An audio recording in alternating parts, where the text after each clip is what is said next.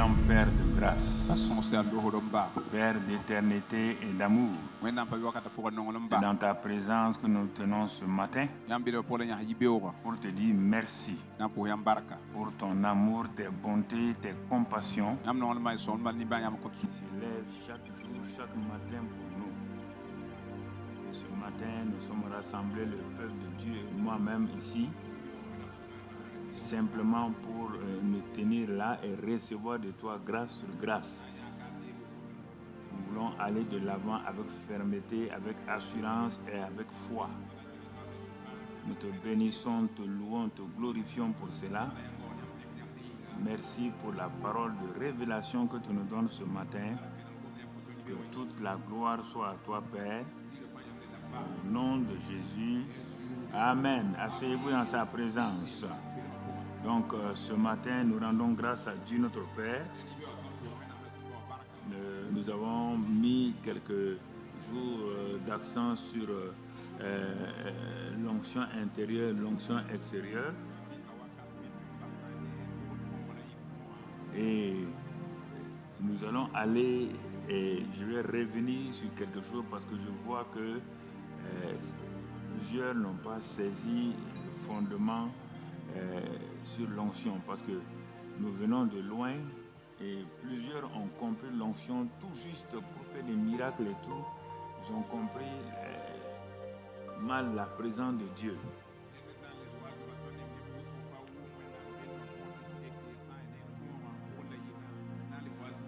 C'est pourquoi je reviens sur ce matin la présence de Dieu, comment Dieu a voulu que nous comprenions sa présence si nous n'allons pas au commencement de toutes choses dans Genèse, Exode et les autres en même temps, si on peut mettre en place un peu mon retour, surtout celui de gauche.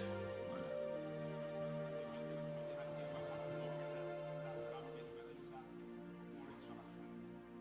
Alors, ce matin, pour ne pas perdre du temps, nous allons dire simplement, Seigneur, donne-moi la révélation de ta présence. Parce que la mauvaise compréhension de ça fait que les gens, quand ils prient, ils ne savent pas, ils crient, ou bien ils font, bon, si ce n'est pas en assemblée générale, en assemblée, donc là, on oublie d'élever la voix. Mais je veux dire, quand on prie seul, on est là, les gens crient, bon, ils ne savent pas pourquoi. Ils ne savent pas reconnaître la présence de Dieu en eux, avec eux, au milieu d'eux.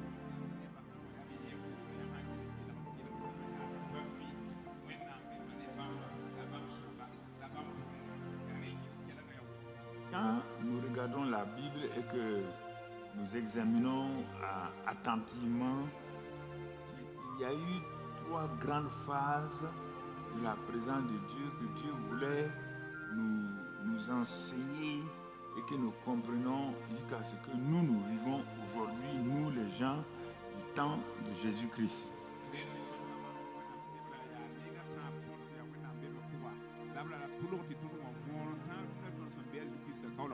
Il y a eu le temps, disons, d'Abraham et de Moïse.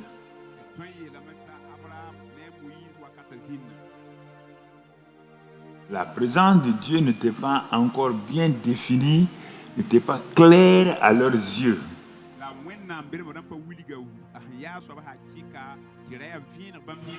C'est avec Moïse que Dieu a commencé à parler. Il savait que lui, il est esprit. S'il parle de sa présence, un homme dans la chair ne peut pas comprendre Dieu esprit.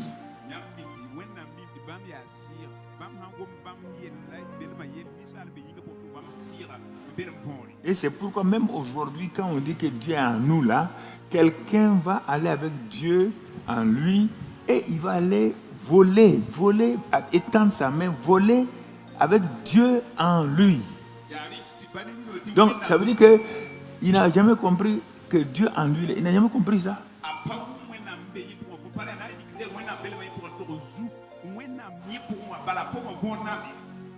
Donc Dieu a commencé à révélé ça à Moïse. Et ça, c'est la première phase. Quand Moïse et les Josué partaient, Dieu a révélé la fin de ce qu'il avait donné à Moïse, à quoi? À David et à quelques prophètes.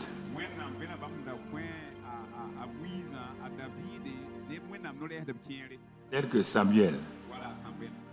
Bon, lui, il a continué avec ça. Et ensuite, quand les prophètes tels que les Élie, les Élisée sont arrivés,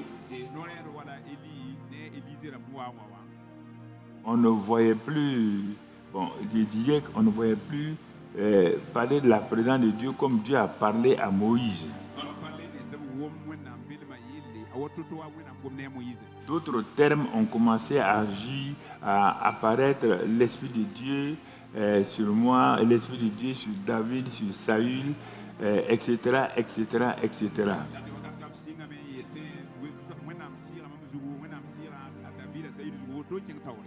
Et cette période-là préparait la présence de Jésus et de nous qui allons être avec lui.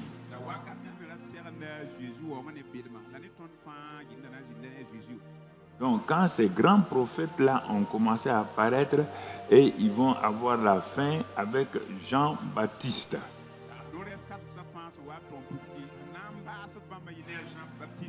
Où certaines expressions ont apparu, il était rempli du Saint-Esprit dès le sein de sa mère, etc., avec Jean-Baptiste et d'autres prophètes.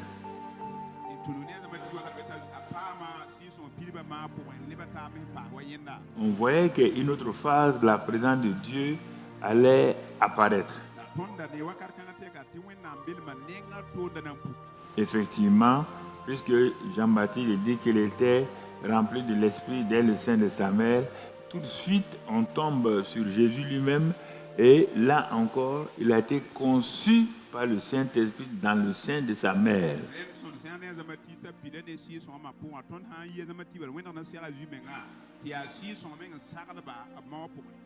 Donc, on voit que quelque chose d'important allait venir concernant la présence de Dieu. Au temps d'Abraham, on ne le voyait pas comme ça. Dieu parla à Abraham, Dieu a visité Abraham, c'est sous des formes d'anges, sous d'autres formes. On va commencer à comprendre avec Moïse, où la présence de Dieu sera représentée par une caisse. On va voir tout à l'heure, on va voir, je n'ai pas introduit encore par une caisse, et etc. Alors, vous voyez très bien, je me suis dit, l'onction de Dieu, tout cela c'est bien, mais si on ne repart pas au début pour leur dire comment ces gens-là ont compris la présence de Dieu, beaucoup de gens maintenant là, c'est-à-dire qu'ils veulent, ce qui fait que l'onction ne marche pas, beaucoup de gens, ils veulent manifester la puissance sans connaître le Saint-Esprit, sans connaître Dieu. Et ça là, ça ne marche pas. Ça ne marche pas.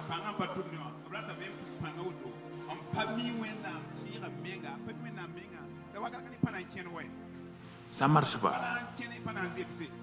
Ils veulent la manifestation. Mais la personne, ils ne la connaissent pas. Personne, ils ne la connaissent pas.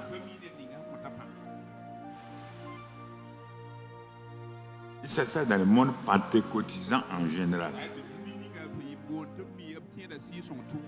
Même ceux qu'on a appelés les grands hommes de Dieu, que j'ai connus certains aux États-Unis, en Angleterre, il y a plusieurs années.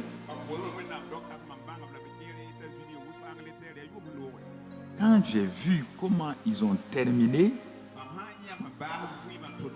je me suis posé beaucoup de questions. Ils connaissaient l'onction où il connaissait le Saint-Esprit. Il savait manipuler et manifester l'onction où ils avaient une relation avec le Saint-Esprit qui dirigeait leur vie.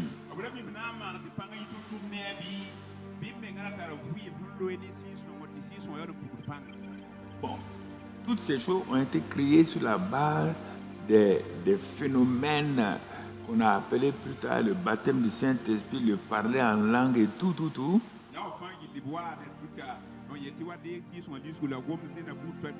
Et aujourd'hui, je me suis aperçu qu'il y a plusieurs pasteurs de ces dénominations qui ne parlent même pas en langue, qui ne parlent plus en langue. Aujourd'hui, ils ne parlent plus en langue. Pourtant, ils se font appeler pentecôtistes, centre d'évangélisation apostolique, tout ça. Mais l'onction, c'est-à-dire, semble être là, mais la présence du Saint-Esprit n'est pas manifeste.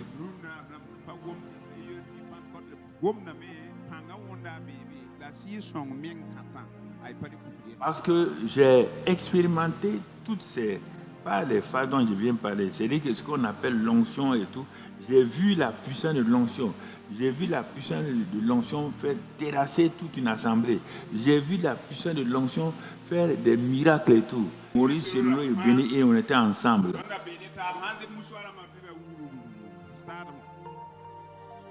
Et après, quand j'ai vu les choses se passer, je me suis posé beaucoup de questions. Ce n'est pas qu'ils ont fait des erreurs, des fautes ou des péchés, non. Ils n'avaient pas compris la réalité. Donc, au Ghana, j'ai entendu de la bouche de Béni In. J'étais à la réunion avec Chris Oyakhilome et puis ma femme.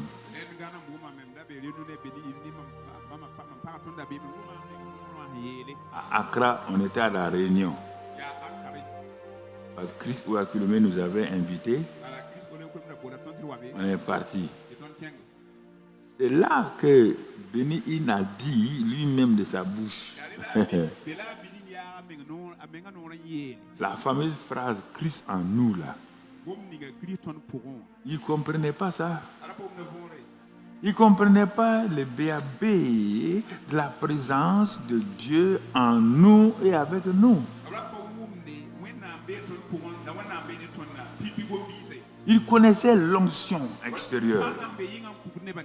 Quand il balance la main, les gens tombent. Les gens sont guéris. Mais la vie, c'est ce qui a fait qu'il a eu des problèmes.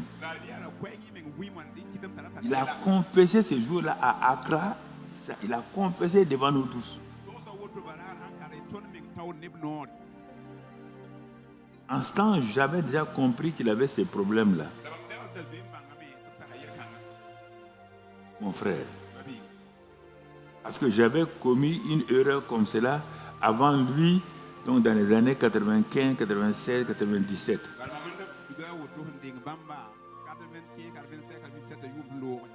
J'avais tellement mis l'importance sur l'onction extérieure qu'on avait des réunions des mois pendant tous les jours de la semaine. On avait réunion dimanche, lundi, mardi, mercredi, jeudi, vendredi, samedi, dimanche, lundi, mardi, ici. Personne n'était fatigué. On finissait les réunions à 2h du matin. Les enfants qui venaient aux réunions, on ne pouvait même pas les ramasser. On vient avec des camionnettes, les mettre là, et les parents ramassent leurs enfants. Ils ne peuvent même plus marcher. On les met dans les camions, ils s'en vont. J'ai vu toutes ces formes d'onction ici. Mais quelque chose, Dieu me dit, mais ça là, c'est pas faux. Mais est-ce que tu as vu mon fils faire comme ça ou mes Paul faire comme ça? J'ai dit non. Il dit ah bon, il faut savoir doser. Et au même moment, Jacques Effort, un pasteur, on appelle le pasteur des pasteurs aux États-Unis, Jacques Effort, appelé Benny Hinn. Il a dit à Benny Hinn, viens là. Il est venu. Élie, mon fils, tu as l'onction. Personne ne nie. Mais tu as réduit l'onction à des phénomènes. Ce qui fait que la jeunesse qui est là va mal comprendre l'onction et vont prendre la mauvaise direction.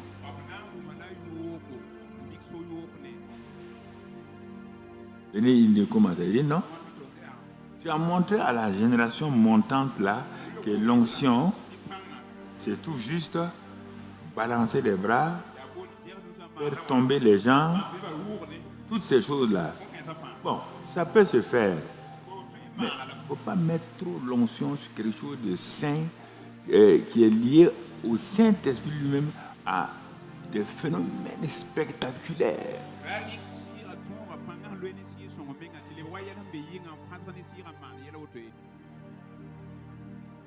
C'est là que Jacques Effort lui a dit, il vaut mieux, tu peux le faire de temps en temps, mais il ne faut pas montrer aux gens que c'est ça l'onction. Puis ils ne vont plus écouter la parole et ils ne vont plus suivre.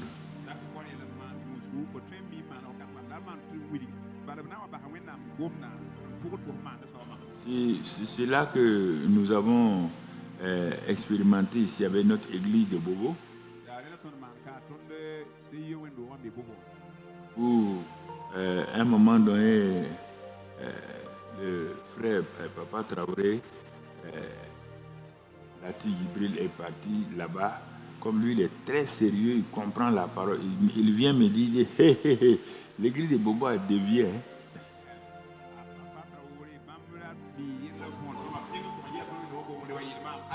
Il dit, mais ils ont dévié comment? Je leur ai envoyé un carton de Bible. Ils ne lisaient plus la Bible. L'onction qu'ils ont vue ici, là, ils sont allés à Bobo. Ils passent leur temps à danser sur les bancs. Voilà leur témoin, il est assis là. Là, voilà, elle veut baisser la tête. Il ne faut pas baisser la tête. Hein. Madame Si, une grande comme ça, elle dansait sur les bancs. Après, on amène les guimbés. Vous connaissez les guimbés?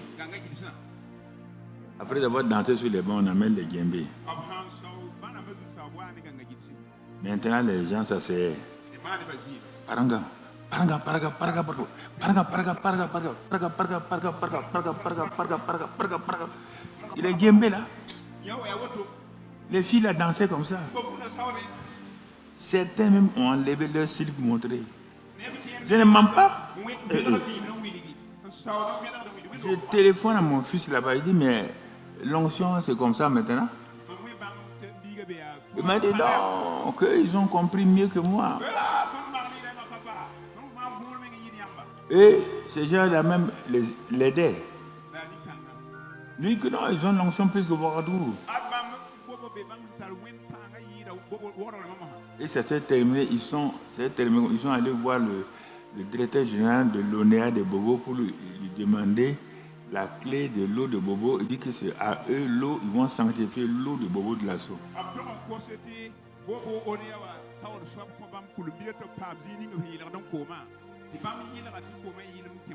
Ils ont commencé à commander des fûts de lait pour se laver avec ça.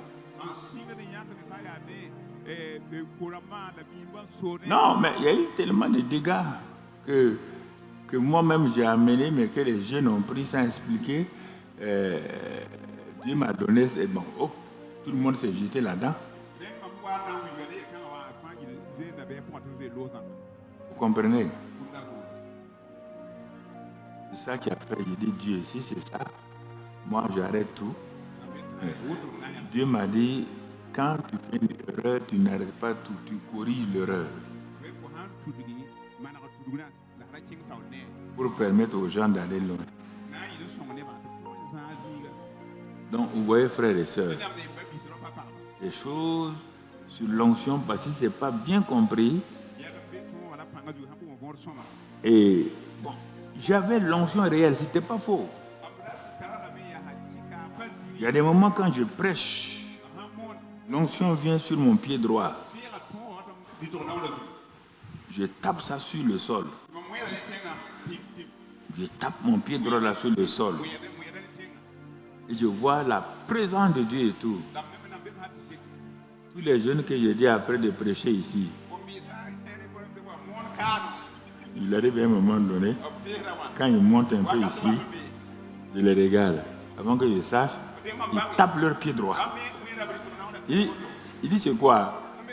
Les anciens m'ont dit, ils font comme toi. Ils ont cru que l'onction là c'est dans leur pied droit. Maintenant j'étais coincé. Quand je faisais ça, les choses se passaient. Je ne peux pas les interdire à eux de faire.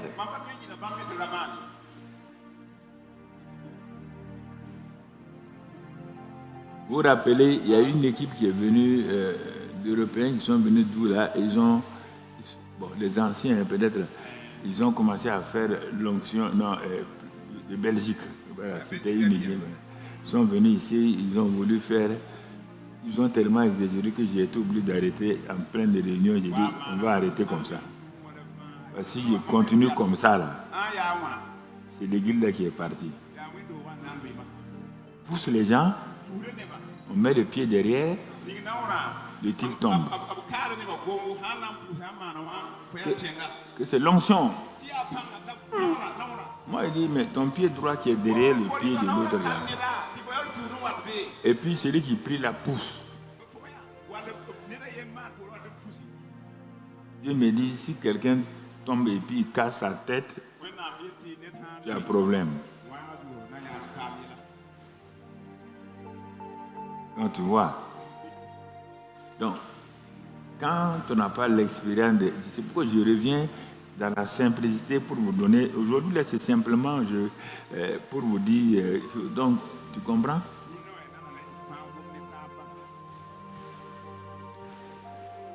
Alors, la suite,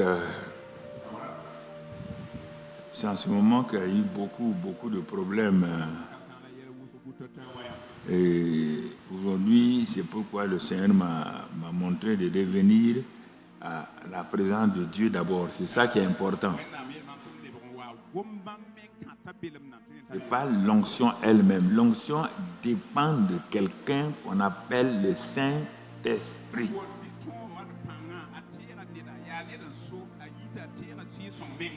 Il dit, quand j'ai dit à Moïse, bon, je vais me révéler aux gens parce que les gens aiment avoir la pensée, connaître les choses. Je vais me révéler à eux sous la forme d'un tabernacle que tu vas construire.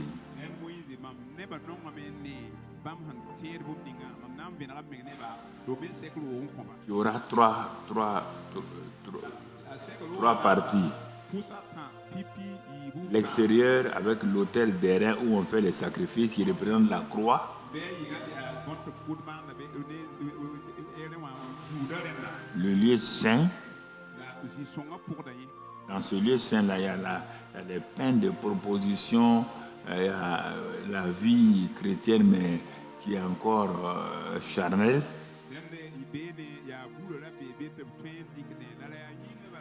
Et ensuite, le lieu très saint, où il y avait la présence de Dieu, la table des parfums de l'adoration. Et dans ce lieu très saint-là, Dieu dit à Moïse, tu vas me faire là-bas une caisse qu'on appelle Arche de l'Alliance. Ou bien l'arche de la présence de Dieu. Ou bien donc, la tente du rendez-vous où se trouve la caisse.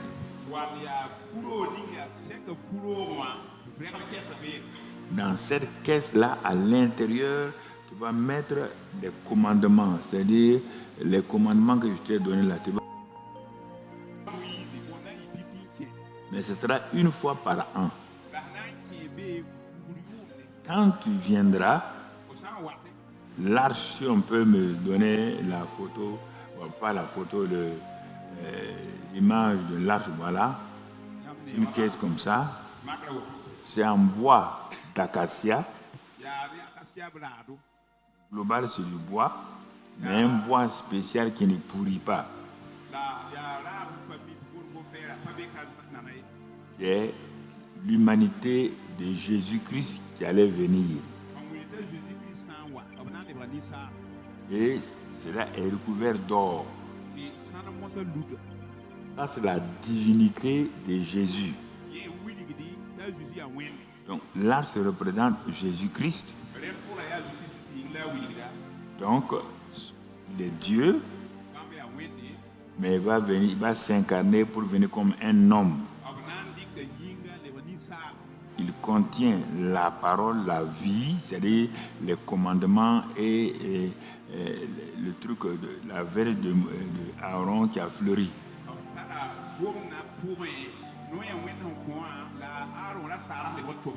Le propitiatoire, ça représente l'œuvre accomplie qu'il amène ici, l'œuvre accomplie. Et c'est là où toi et moi, dit Dieu à Moïse, toi et moi, c'est là où on se rencontrera pour que je te dise ce que tu dois faire, ce que tu dois dire à mon peuple.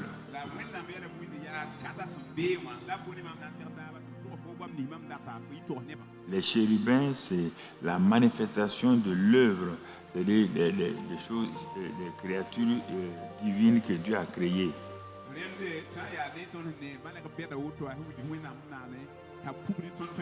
Ceux qui doivent transporter l'arche, ils transportent par les deux barres. Ils ne doivent pas toucher à l'arche, ils doivent transporter l'arche là sur leurs épaules à travers les barres.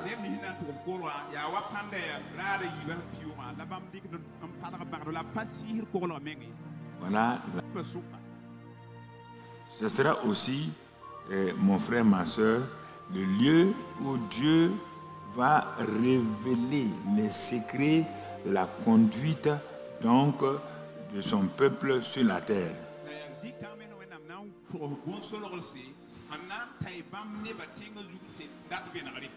Et pour tous les combats qu'ils auront à mener, l'arche là doit être à la tête des combattants toujours.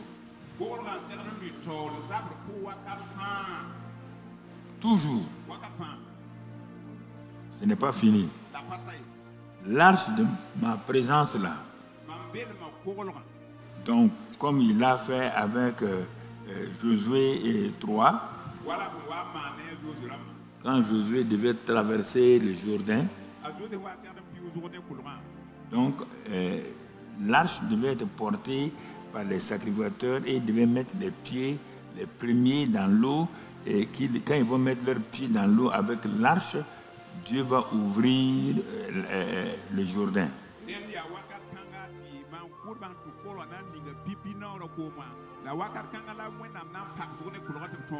C'est ça qui s'est passé avec Moïse à la mer Rouge. Donc, ici, on nous montre que là où est la présence de Dieu, à travers cette arche-là, regardez tout ce que l'arche fait. Donc, tous ces passages-là, on va les revoir plus tard. J'ai tout écrit, mais je vais simplement expliquer un certain nombre de choses. Donc, si vous regardez ça, et tout ce que la présence de l'arche, chaque fois que Moïse allait, la présence de l'arche faisait des choses extraordinaires. Ça représentait Dieu. Donc toute forme de Dieu face à cette arche-là ne pouvait pas tenir. 1 Samuel 5, on va lire ça au moins, 1 Samuel 5, verset 1 à 5. C'est la compréhension de ça. Si un morceau de... Les Philistins, vous voyez, Israël a tellement déconné avec les fils de Élie que quand il y a eu guerre entre les Philistins et Israël, les Philistins ont pris l'arche de Dieu.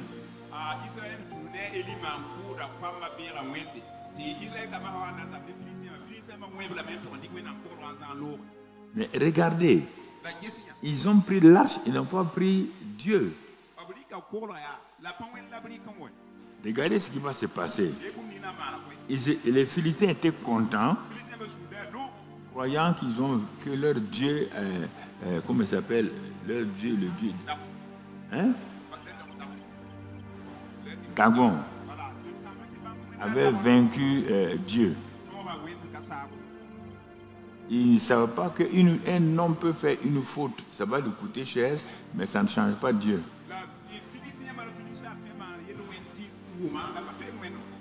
Tout ça, je suis en train de vous dire notre vie.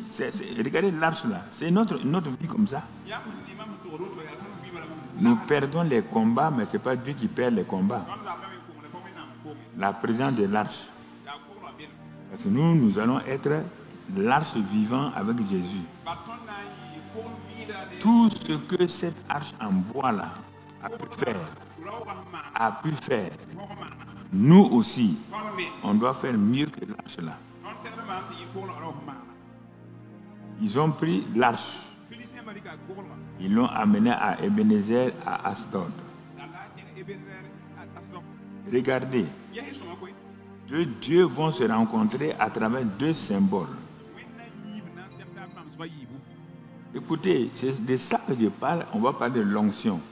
On n'appelle pas ça onction. Non, non, on n'appelle pas ça onction d'abord.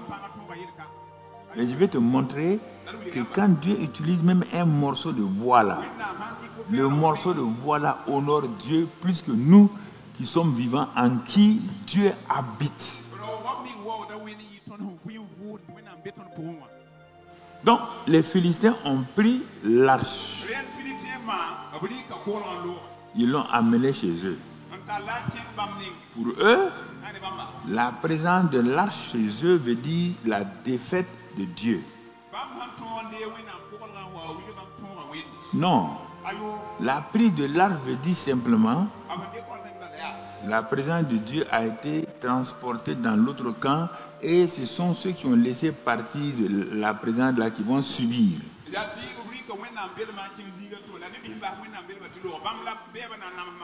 Parce que si on avait lu, quand l'arche a été prise là, quand on est venu dire au sacrificateur que l'arche a été prise, il est tombé raide mort.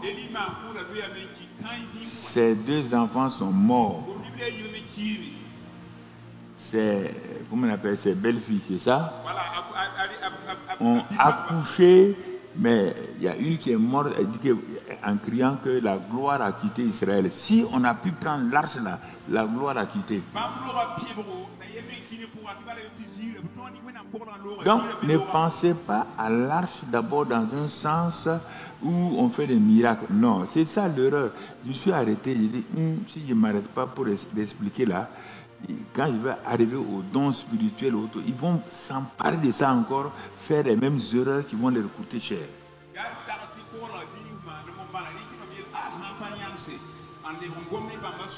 Regardez.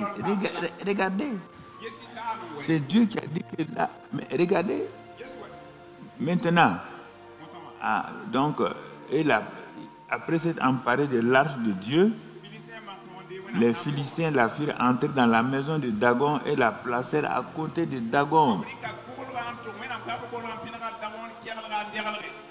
C'est-à-dire que là où il y a la présence de Dieu, la présence de Dieu ne peut pas être vaincue. Mais ceux qui devaient s'occuper de ça peuvent avoir des problèmes. Nous transportons Dieu, nous l'attristons et on a des problèmes. Ce n'est pas une garantie le fait que Dieu soit en nous. Il faut faire attention à ça. Ce n'est pas une garantie que le Saint-Esprit soit en moi.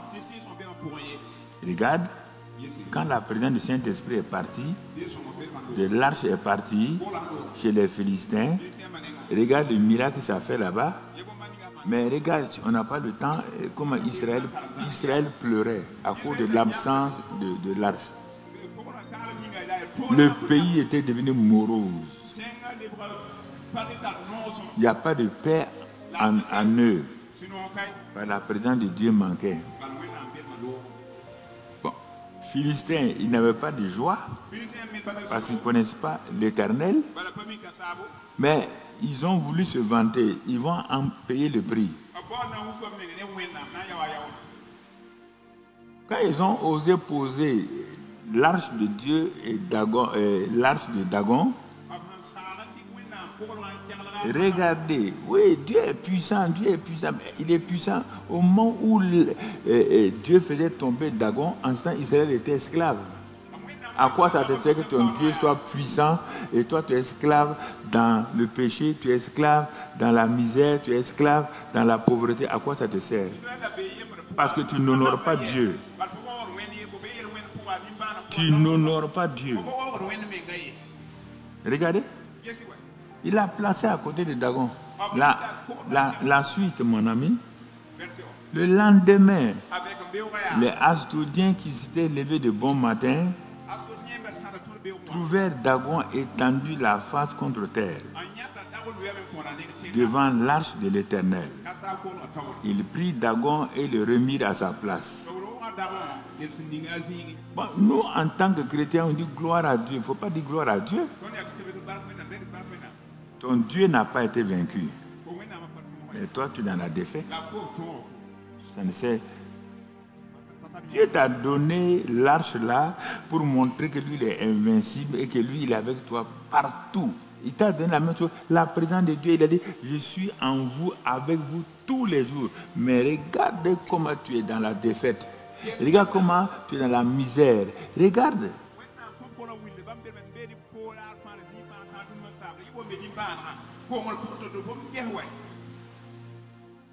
Il est remis Dagon à sa place. On ne peut pas remettre Dieu à sa place. Dieu est toujours Dieu. Il a dit, il n'y a aucun homme de variation en moi. Vous n'avez pas besoin de parler de Dieu. Dieu dit, parle de toi-même. On nous a placé Dagon et moi. Tu m'as vu à terre devant Dagon? Non. Regarde encore. Ils ont changé. Le lendemain encore, s'étant levé de bon matin, ils trouvaient Dagon étendu la face contre terre devant l'arche de l'Éternel. La tête de Dagon et ses deux mains étaient abattues sur le seuil et il lui restait que le tronc. Personne n'est rentré dans la chambre de Dieu là. Dieu a combattu lui-même. Il n'a pas besoin de toi. Au contraire, il est venu t'aider. Le fait de déshonorer Dieu te coûte cher. Plus que si Satan t'attaque. Si Satan t'attaque avec Dieu en toi, il ne peut rien faire. Mais si Dieu, sa présence n'est pas réelle, n'importe qui, n'importe quel démon peut te vaincre. Tu n'as qu'à dire au nom de Jésus, tu n'as qu'à parler en langue, les démons n'ont pas peur de ça, eux aussi ils parlent en langue. Tu as vu? Bon, on ne va pas... parce qu'après ça, donc les Philistins ont eu peur. Ils voulaient retourner... si vous voyez, partout où ils ont voulu faire retourner l'arche là, la présence de Dieu là, si vous avez lu dans ce passage de Samuel là, vous allez trouver que tous les villages où l'arche là a traversé, les habitants ont eu des hémorroïdes, ils ont eu toutes sortes de maladies. Ils ont eu tellement peur qu'ils ont laissé l'arche là quelque part. Ils ont dit ils ne vont pas toucher à l'arche là. Ouais. Quand tu touches à ça, tu as problème. Bon, pour ne pas trop allonger, vous voyez, ça c'est la présence de Dieu. Donc, quand ton enseigne sur l'onction et tout, rapidement les gens ne voient que l'aspect pam pam pam pam. Il faut arrêter parce qu'ils vont tomber dans le même piège que les gens sont tombés là-dedans il y a quelques années. Ils ne verront plus le sérieux de Dieu, la gloire de Dieu. Or, l'arche, c'est la présence glorieuse de Dieu parmi son peuple.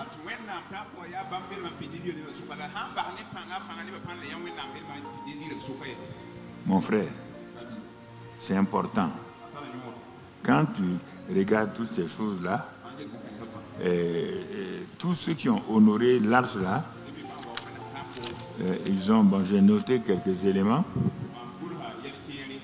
Après, c'est l'arche qui a fait traverser le Jourdain, c'est l'arche qui a fait traverser la mer Rouge. Donc, c'est l'arche qui a fait beaucoup, sa présence a fait beaucoup de miracles. Ce n'est pas les prières, non, non, non. C'est le fait d'honorer l'arche. La présence de Dieu. C'est l'arche, mon frère, qui a permis donc à Israël de revenir à Dieu et d'aller de l'avant. Ça, c'est au temps de l'arche. Bon, maintenant qu'on avance, on voit après le temple de Salomon où on a mis l'arche là-dedans. Quand Salomon a loué et adoré Dieu, la présence de Dieu est venue. Ah, il y a une autre chose qui est en train de se passer. La présence de Dieu passe avec la forme de l'arche. Maintenant sous la forme de la colonne de feu et colonne de nuée. Quand Salomon a prié, les Lévites ont prié une seule phrase. Seigneur est bon, sa miséricorde durera toujours.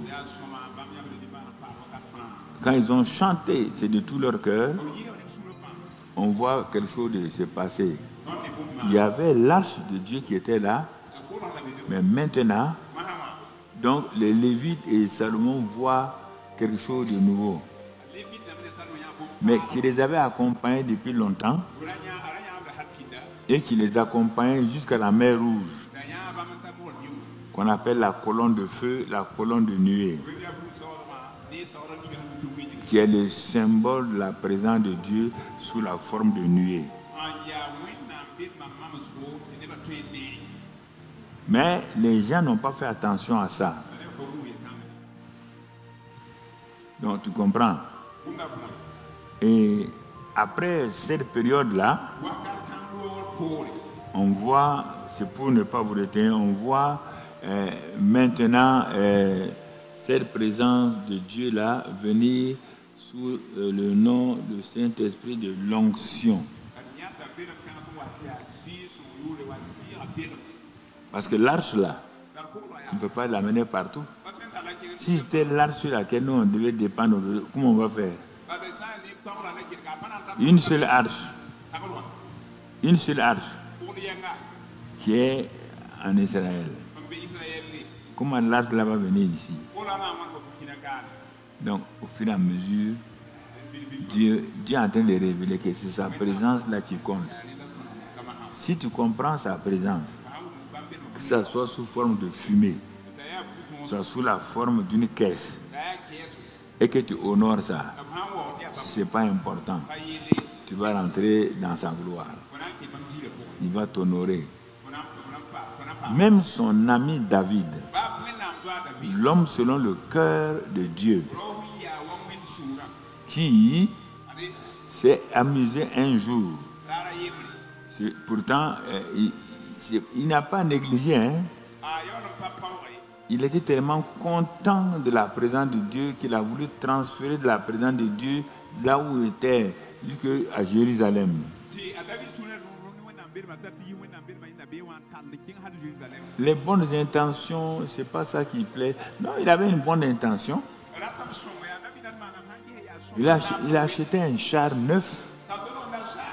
Il a acheté des taureaux, des choses, tout pour transporter l'arche. Vos bonnes intentions ne marcheront pas. C'est la parole de Dieu qui marche toujours. Faites attention à ça. Hein. Vous pouvez vous détruire inutilement à cause de vos bonnes intentions. Tout le monde dit, ah, le roi a de bonnes intentions. Hein. Voilà un roi qui modernise les choses. Beaucoup d'hommes de Dieu croient que c'est eux qui sont Dieu. Ils changent la parole de Dieu, ils modernisent la parole de Dieu. Un Dieu qui connaît la fin, toi tu peux être plus moderne que quelqu'un qui connaît la fin. Ah non, tu n'as qu'à être grand pasteur, moi je refuse, je vais te dire, je ne suis pas d'accord avec toi. Ah non, Dieu ne change pas, on dit qu'il n'y a aucun homme de variation en lui. Tu ne peux pas venir me dire que Dieu t'a dit de faire ça aujourd'hui au détriment de la parole. Non, non mon ami, je refuse ça. Alors qu'est-ce qu'il a fait? Non, il a mis tout ça en place. Il a mis les chantres, c'est lui qui a mis en place les lévites et tout. Lui-même il les chantres, il est compositeur. Il faut faire attention, que ce soit les pasteurs ou les chantres. Quand vous chantez un chant, vous dites que vous êtes en train d'adorer Dieu, alors que vous présentez vous-même des fétiches, et après vous présentez maintenant Dieu qui est en train de vaincre les fétiches. Ça, c'est adorer quel Dieu? Vous ne pouvez pas faire des chants directs qui glorifient Dieu. Il faut que vous montrez aux gens qu'on peut être féticheur après, on va... Non, on n'est pas obligé. Faites attention de vouloir changer les paroles du Seigneur. Faites attention, je vous dis ça, hein? Dieu s'en fout pas mal de vos compositions. Dieu a devant lui 24 heures sur 24 heures des vieillards qui chantent sa gloire et qui chantent sa gloire à lui. Or, la plupart de nos chants, sur les chants modernes, il y a 75% de chants qui sont sur eux-mêmes. Oui, quand j'étais fatigué, j'étais épuisé, tu es venu à mon secours. Ça, c'est pas adoration. Ça, c'est simple plainte. On laisse les gens chanter, parce que sinon tu vas les frustrer. Ça n'a rien à voir avec la gloire de Dieu. Transformer tes plaintes simplement en que Jésus est venu maintenant. Ah, tu dois comprendre ça clairement.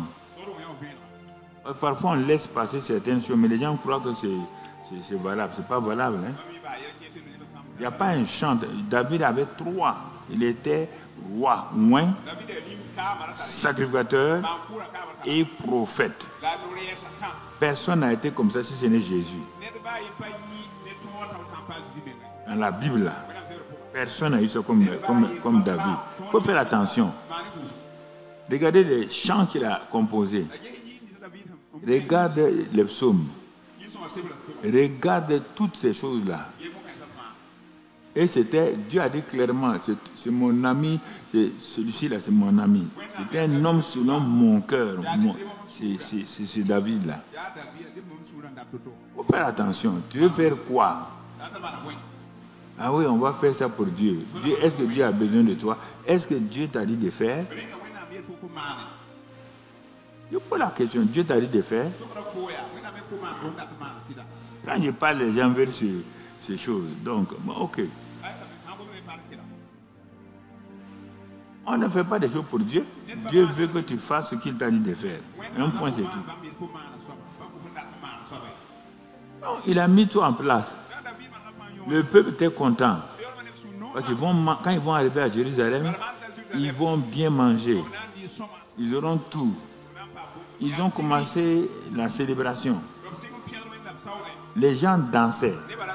Tant qu'ils dansaient en s'éloignant de l'arche, il n'y a pas de problème. C'est là qu'ils vont s'apercevoir que l'arche là, ils ne savaient pas quelle était son importance. Arrivé sur un monticule, la charrette a balancé un peu, s'est penchée, et l'arche là bougeait. Regardez un acte le plus innocent qui va créer un problème et va nous faire comprendre ces choses-là. Au moment où l'arche glissait pour tomber, parmi les chantres et les gardiens de la charrette là, il y a un jeune homme appelé Uza. il est content. Si ce que David fait est bien, donc lui ici peut faire. Il n'y a rien de mauvais. Ah, l'arche de Dieu ne tombera pas ici. L'arche de Dieu ne tombera pas ici. Hey, Uza, es-tu sacrificateur? Es-tu kéatite? Ceux qui doivent toucher à l'arche s'appellent des kéatites. Es-tu kéatite? Non, je ne laisserai pas l'arche tomber. On fera ceci. On va faire tel programme. On va faire tel concert. Dieu t'a dit de faire. Dieu t'a dit. Bah, tu fais plaisir à Dieu. Dieu au ciel, il ne dort pas. Les vieillards sont là de l'eau. Il faut bien réfléchir à ce que je te dis. Ce n'est pas mauvais, mais la bonne intention ne suffit pas.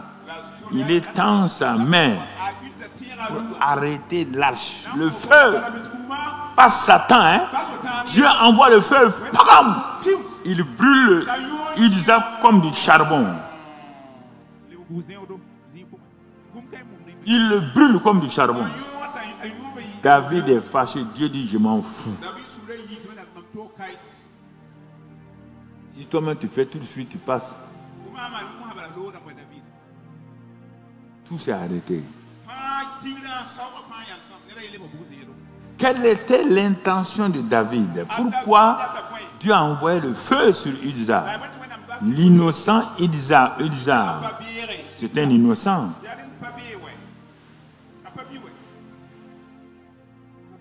Parce que c'est l'une des rares fois où le cœur de David n'était pas correct. Quand tu pars chercher dans son cœur là, il y avait l'orgueil. Tu comprends? Quel est le fondement quand tu fais les choses pour Dieu? Que fais-tu? Tu sais, c'est pour faire quoi? Ce que tu veux entreprendre là, si tu regardes, c'est pourquoi.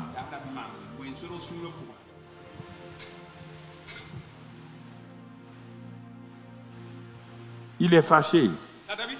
En même temps, il a peur. Pas tout est bloqué. Un grand prophète, roi, sacrificateur, fait bloquer tout le pays à cause d'un simple acte de poser la main sur l'arche. Tout est bloqué. Qui conduit qui? Qui peut faire diriger les choses? C'est David qui a les trois fonctions. Il est le roi oint, il est le sacrificateur, il est le prophète. Il ne peut pas prophétiser. Il ne peut pas donner une révélation. Tout est bloqué.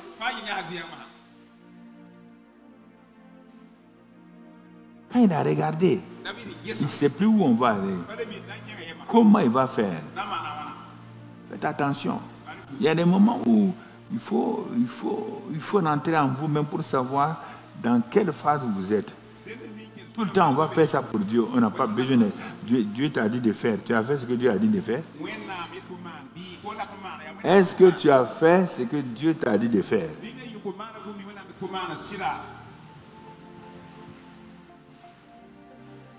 Tu comprends? On est à l'église parce qu'on fait des bénédictions. Uniquement des bénédictions. Regardez. Il a dit aux gens de pousser la charrette là, de mettre chez un monsieur qui s'appelle Obed Edom. Mettez l'arche là-bas. L'arche a fait 3 mois. Les gens sont venus dire à David, Monsieur Obed Edom est en train d'être élevé. Parce que la présence de Dieu quelque part, puisque Obed Edom n'a rien fait de mal, il a accueilli la présence de Dieu. Il est en train d'être béni d'une façon spéciale. Il n'a pas prié pour ça. Il n'a pas jeûné pour ça. Simplement, il n'est pas sacrificateur. Mais si tu vois après ça là, Dieu a introduit Obed-Édom dans tout son système royal. Obed, toute sa famille a changé. David les a placés comme des portiers, des gens. Il les a élevés partout. Obed-Édom.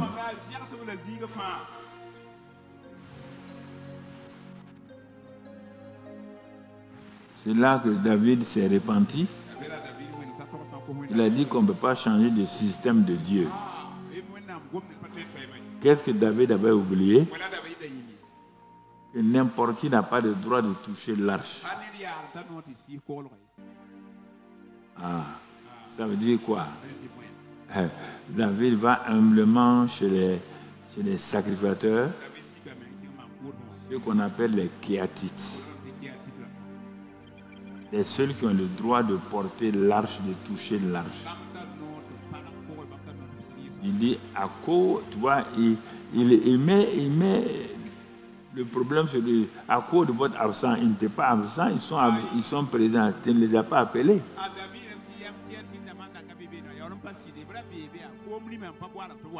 Tu as voulu moderniser. Oui, parfois nous faisons des demi-mensonges et ça ne marche pas. À cause de votre absence. Ils étaient absents, ils n'étaient pas là. Ils ont dit comment? Nous, on n'était pas absents. Hein? Nous, on était là. On était là. Tu ne nous as pas appelés? On était là, on a tout vu. Alors, elle dit à David, toi tu es roi, sacrificateur, prophète. Tu sais bien ce que Dieu a dit à Moïse, comment on doit transporter là. Tu le sais très bien. Tu fais semblant. Tu le sais. La seule chose, ne sois pas orgueilleux. Répands-toi. Il reconnaît. Et qu'est-ce qu'il a fait? Il s'est repenti. Il a ramené les sacrificateurs Kéatites qui ont transporté l'arche. Et c'était fini. Ne crois pas parce que tu as une certaine onction que tu peux te permettre n'importe quoi. Non, mon ami.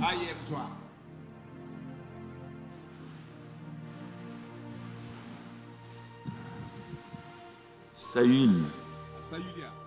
Quand maintenant la dernière phase de l'onction est arrivée, de la présence de Dieu est arrivée, ça a commencé avec Saül et Samuel, le prophète du jour qui est parti oindre Saül, selon la volonté de Dieu. Regarde dans 1 Samuel 10 tout ce que Samuel a prophétisé sur Saül.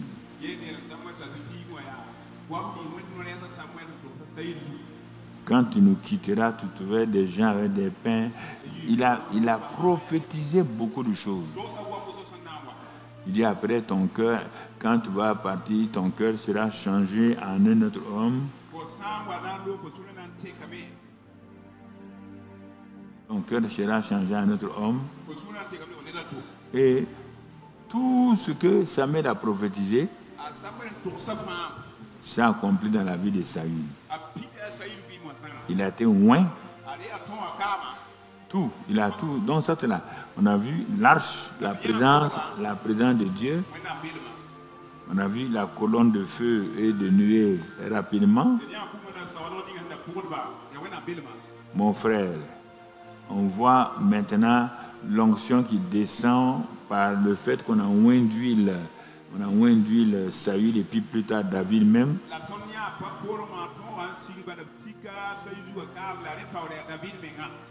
Donc on est en train de progresser parce que le prophète de Dieu a posé les mains sur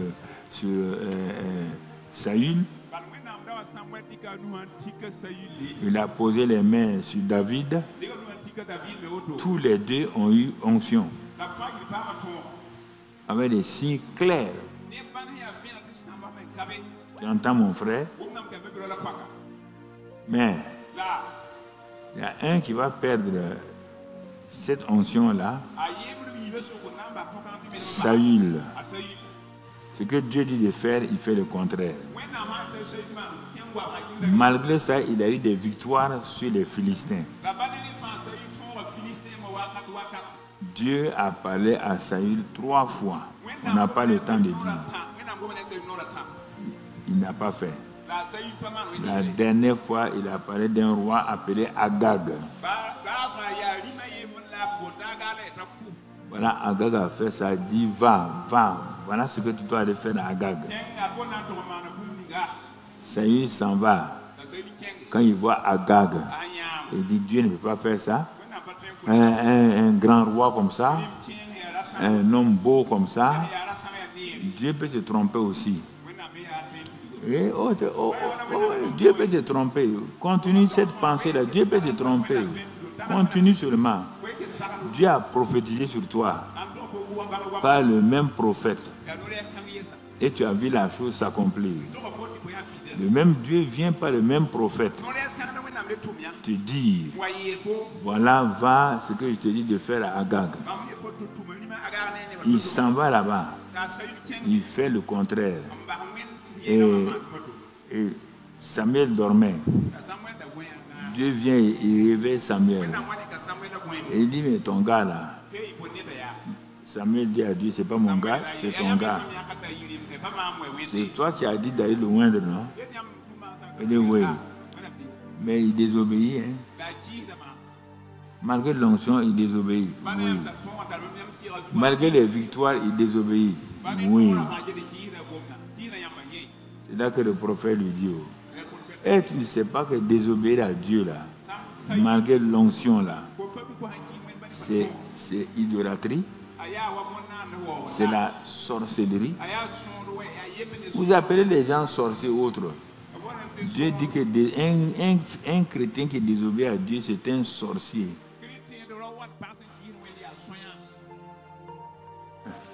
Ok.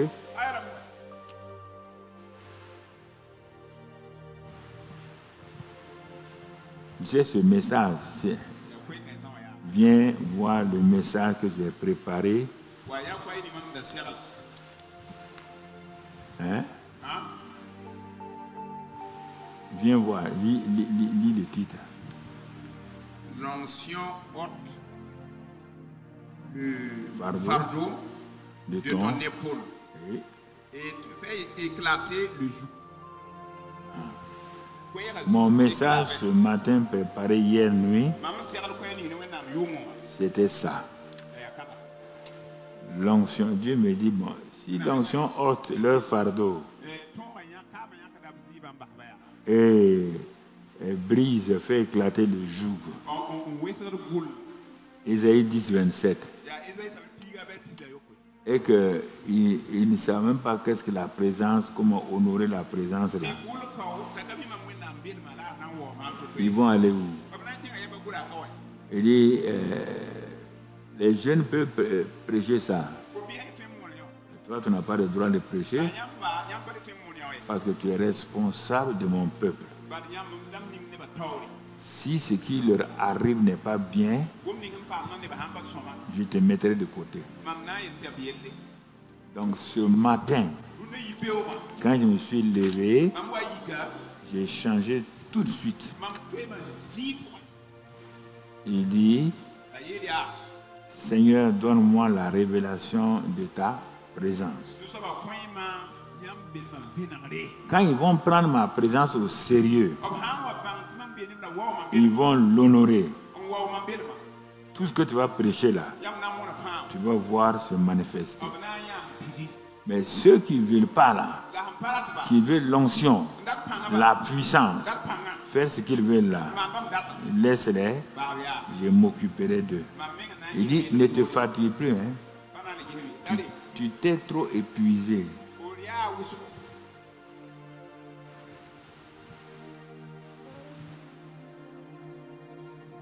Il y a, bon, ok, je vous dis toujours là, il y a quelques 10 jours, Mon frère, 12 anges sont venus m'entourer. Et ils ont montré que j'ai beaucoup travaillé. Je me suis épuisé beaucoup. Mais ils ont dit, regarde ta femme.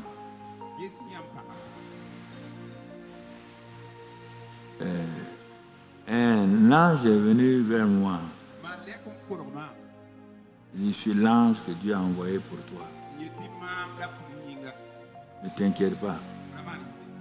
Ce que l'ennemi veut faire là, je ne vais pas vous dire les mots exacts, donc il ne peut pas le faire. Ne t'inquiète pas. Je vais dire à ta femme de ne pas s'inquiéter. Parce qu'il y a beaucoup de choses. Et il a fait venir quelqu'un. Il n'a pas dit son nom. Il dit, remplis ta main de ces trésors-là. J'ai rempli ma main de ces trésors. Il a dit à la personne de tendre sa main. Il a tendu sa main. Ce que j'ai pris là, c'est comme du diamant. Il met dans sa main. J'ai mis dans sa main. Quand j'ai mis dans sa main, il était seul. Et Dieu dit, regarde. Quand j'ai mis dans sa main était remplie de ces trésors-là. Brusquement, Dieu dit, c'était ça la fin. Mais regarde, je regarde, brusquement des mains surgissent de partout. Et quand je fais comme ça, j'ai rempli les mains là. J'ai rempli les mains. J'ai rempli les mains. J'ai rempli les mains. Dieu dit, tu as vu là, tu as beaucoup de mains à remplir encore. Je vais les remplir. Ils vont savoir que je suis Dieu. Ce n'est pas prévu dans mon message, mais il a dit de dire maintenant.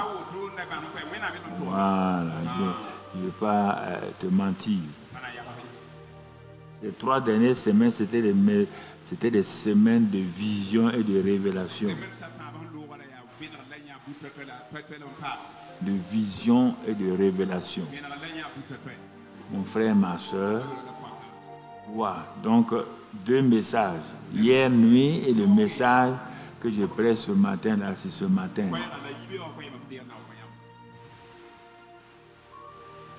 Tu vois? Et 7 robinets se sont présentés. Et il dit, tu vois ces robinets-là, tu ne les as pas encore ouverts. Tu ne peux pas aller sans ouvrir ces robinets. Mon peuple a besoin de boire ces eaux de révélation. Donc, il faut que tu leur ouvres ça un à un. Ils vont savoir que je suis Dieu, que c'est moi qui t'ai envoyé. Non, écoutez, j'ai dit ça aujourd'hui. C'est pas que ça a été dit aujourd'hui ou hier ou avant-hier. Non, ça a été dit il y a quelque temps. Mais Dieu ne me dit pas de dire. Il y a des choses pour ma propre vie, je n'ai pas encore dit à quelqu'un. C'est important de dire les choses lorsque l'ennemi est à l'écoute. Quand tu dis ça, ça veut dire que pour Dieu, c'est déjà garanti, il n'y a pas de problème. Donc, ce que je peux vous dire, c'est de faire attention. Quand je vous parle des anges là, ce n'est pas amusement. Les anges sont réels. Ils sont là. Vous allez... Non, les anges sont là, ils sont là, ils sont là. Je ne vais pas t'expliquer autrement. L'air est là. L'oxygène est là. Tout est là. Les anges sont là. Il ne faut pas vous amuser avec cette présence-là. Il m'a dit de revenir sur ça. Et je reviens sur ça. mon frère, ma soeur, Samson et Saül, ils ont perdu leur feu comme ça. Mais dans la période où nous sommes, Dieu te parle à toi et à moi et te dit, mon fils, ma fille, tu vis dans une période assez importante. Une période où tu vas voir ma présence comme tu ne l'as jamais vue encore. Mais prépare ton cœur pour ne pas laisser ton cœur aller à gauche en cherchant des choses vaines alors que je suis prêt à te les donner.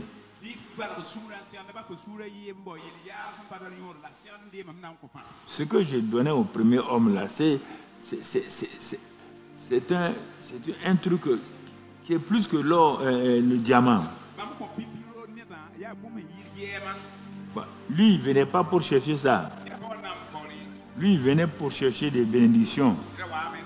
Mais moi, ma main était remplie de ce, comment on appelle ça, ce métal, donc, chose là. Et dès que j'ai mis dans sa main, j'ai cru que c'était 3 ou 4. Non, non, sa main était remplie. Et quand sa main était remplie, en ce moment-là, donc d'autres mains ont apparu. Dieu dit les remplir seulement. Chacun passait, recevait cela et s'en allait pour faire ce que Dieu veut qu'on fasse. Donc la présence de Dieu, il faut l'honorer. Quand tu l'offenses, il faut t'asseoir pour te repentir. Quand tu vois que ce que tu as fait n'est pas bien, dis à Dieu, n'essaie pas de tourner. Dieu connaît. C'est-à-dire qu'il n'y a rien que je peux cacher à Dieu. Il n'y a rien. Il n'y a rien que je peux cacher à Dieu. Rien. Donc, il est bon pour moi de dire à Dieu, ne cherche pas à justifier, parce que Dieu, il rit de toi. Avant que tu donnes, oui, c'est parce qu'il a fait ça, Dieu s'est dit que tu mens.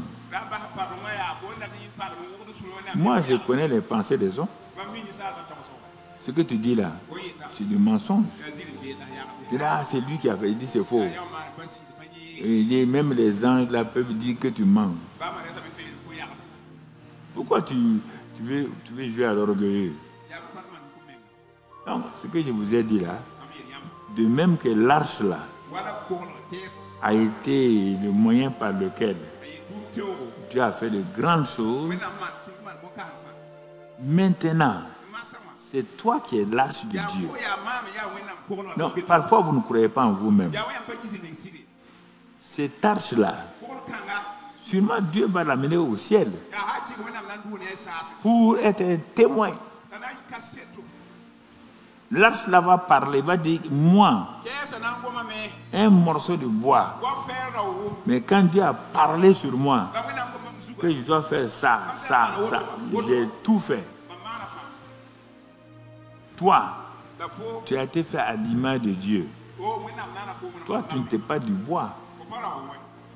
Non. Toi, tu as été fait à l'image de Dieu. Toi, tu étais fils de Dieu. Tu vois le premier fils là, Jésus, il va te le montrer. Lui, il a bien fait. Regarde Paul, il a bien fait. Regarde Pierre, il avait échoué, mais il a bien fait. Regarde-les, regarde-les. Toi aussi, tu étais fils de Dieu. Rien ne te manquait, mais tu as refusé de te soumettre à Dieu, de faire ce qu'il veut. Maintenant, tu veux que je fasse quoi? Toute la question est là. Tu t'es justifié. Tu avais tout le temps raison. Personne ne t'aime, personne ne ceci ou cela. Aujourd'hui, là, toi, tu peux dire devant moi, Dieu, tu connais tout, que tu as raison. Non, je ne peux pas dire. Il dit, bon, en ce moment-là, éloigne-toi de moi. Je ne te connais pas. Mais pourtant, je ne te connais pas. Éloigne-toi de moi. On va prier pour terminer. Excellent Père de grâce, merci pour ton amour. Merci pour ta grâce infinie. Merci parce que tu nous enseignes à demeurer dans ta parole, à marcher dans ta parole, à aller de l'avant, à glorifier ton nom. Merci parce que tout ce que tu fais est merveilleux. Nous sommes des hommes, c'est vrai, faibles, mais nous sommes capables de faire ce que tu veux que nous fassions. Tes enfants sont là, ils attendent à glorifier ton nom. Des hommes, c'est vrai, faibles, mais nous sommes capables de faire ce que nous fassions. Tes enfants sont là, la présence de Dieu. Ceux qui ne comprennent pas la parole, donne-leur l'intelligence. À ceux qui hésitent encore, donne-leur l'assurance. À ceux qui sont découragés, donne-leur le courage. À ceux qui sont malades, restaure et guéris-les. À tous ceux qui sont dans le découragement, dans l'échec, pose ta bonne main sur eux. Donne-leur de marcher dans la victoire. Père, merci. Sois béni et sois loué pour toutes les merveilles que tu as prévu de faire dans leur vie. Je sais que tu as de grandes choses pour eux, mais tu veux des fondements solides, afin que lorsque les choses ébranlables les choses qui vont ébranler vont venir, ils puissent tenir ferme. Et qu'ensemble nous allions de l'avant pour glorifier ton nom. Tu les aimes d'un amour parfait. Il n'y a aucun d'entre eux ici qui est haï par toi. Ils sont aimés de toi et tu veux leur bien. Tu veux qu'ils aillent jusqu'au bout. Et ils iront au bout jusque par la grâce de Dieu. Que aucun d'entre eux, comme toi tu l'as dit, aucun d'entre eux, parmi tes disciples, n'échoue, sauf celui qui avait été prévu pour échouer, Judas. Que ce peuple que tu m'as confié aussi, aucun d'eux ne soit perdu. Que je puisse les amener tous dans ta présence éternelle. Qu'ils se réjouissent de ce qu'ils peuvent te connaître, marcher avec toi. Père, ce n'est pas en vain que tu me les as confiés. C'est parce que tu les aimes. Et tu sais que je les aime aussi. C'est pourquoi, Père, je paye ce prix-là pour qu'ils aillent de l'avant. Certains croient peut-être que c'est la méchanceté.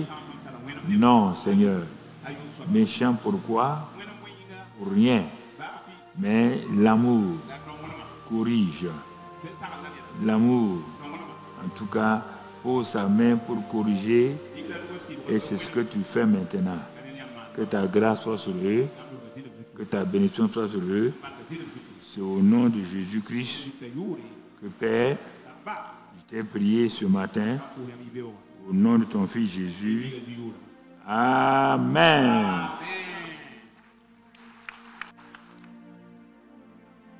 Nous croyons que vous avez été bénis par ce message. Si vous voulez faire la paix avec Dieu et devenir un enfant de Dieu, répétez cette prière après moi.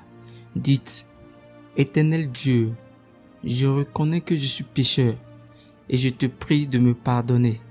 Je crois que Jésus est mort sur la croix pour mes péchés et ressuscité d'entre les morts afin que j'aie la vie en abondance. Je me répands de mes péchés et je me détourne d'eux. Je t'invite dans mon cœur et dans ma vie. Je veux te suivre en tant que mon Seigneur et Sauveur, dès maintenant et pour toujours. Au nom de Jésus, Amen. N'oubliez pas d'aimer et de partager la vidéo autour de vous afin d'aider quelqu'un. Pour vos questions, conseils et autres, vous pouvez nous contacter aux adresses qui se trouvent dans la description. Demeurez bénis et surtout n'oubliez pas, Jésus-Christ vous aime.